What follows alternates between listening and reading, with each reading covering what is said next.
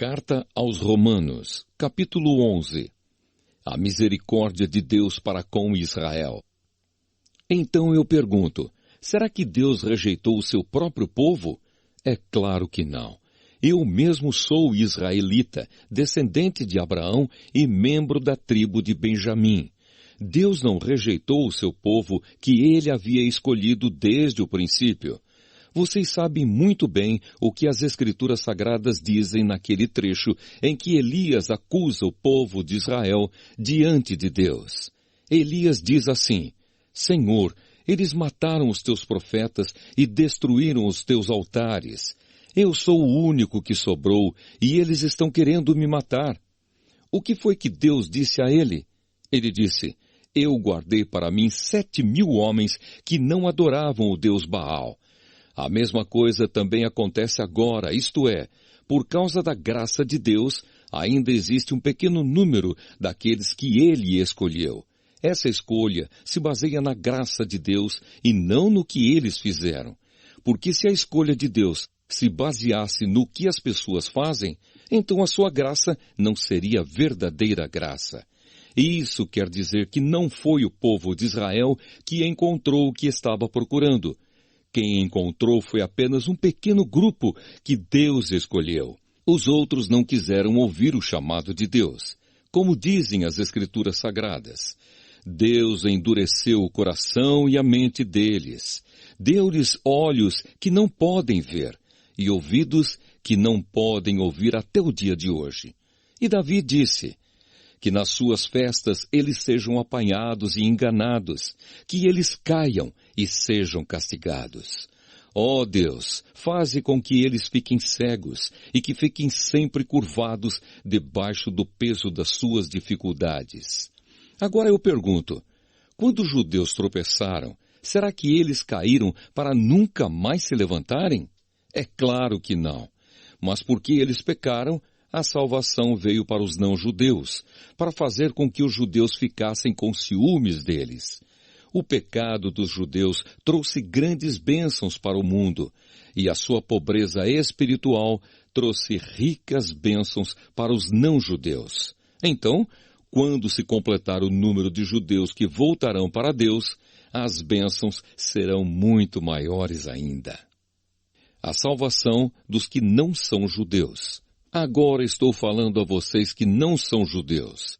Enquanto eu for o apóstolo dos não-judeus, teria orgulho do meu trabalho.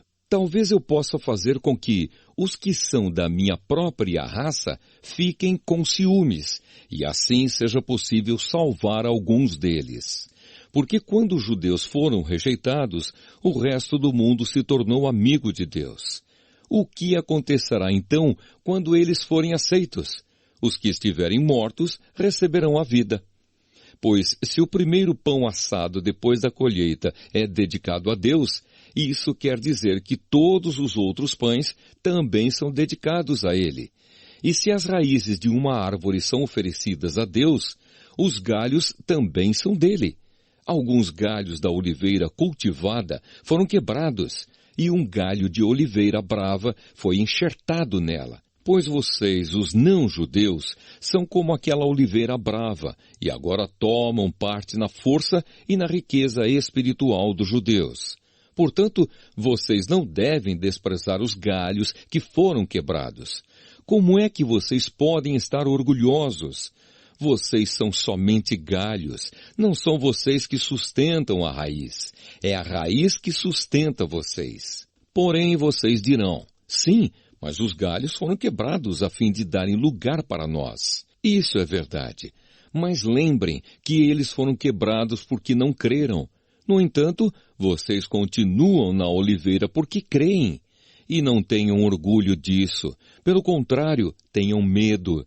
Se Deus não deixou de castigar os judeus, que são como galhos naturais, vocês acham que Ele vai deixar de castigar vocês? Vejam como Deus é bom e também é duro. Ele é duro para os que caíram e bom para vocês, se continuarem sempre confiando na bondade dele. Senão, vocês também serão cortados. E se os judeus abandonarem a sua descrença, serão enxertados na oliveira cultivada, pois Deus pode enxertá-los de novo.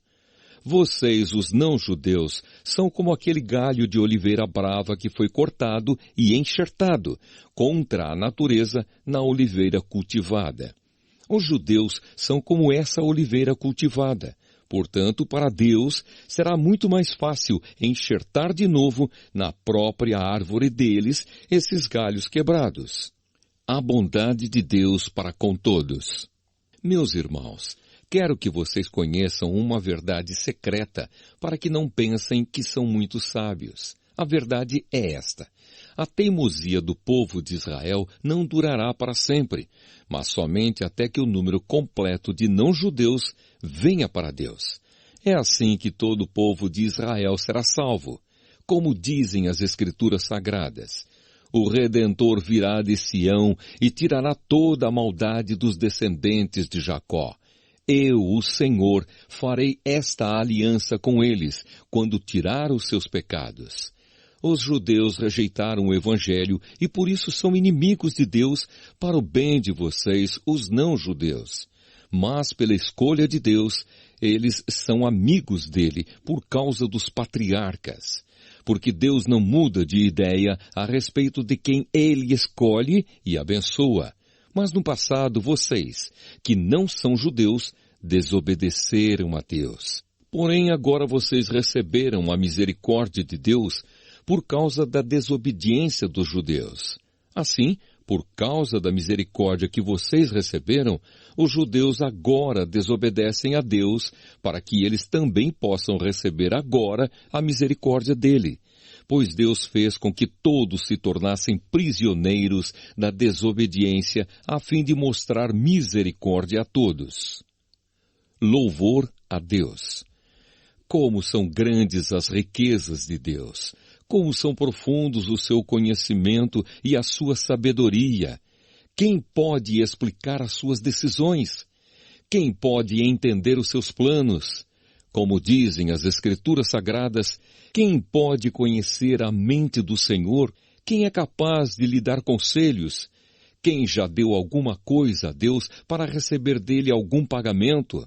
Pois todas as coisas foram criadas por ele e tudo existe por meio dele e para ele.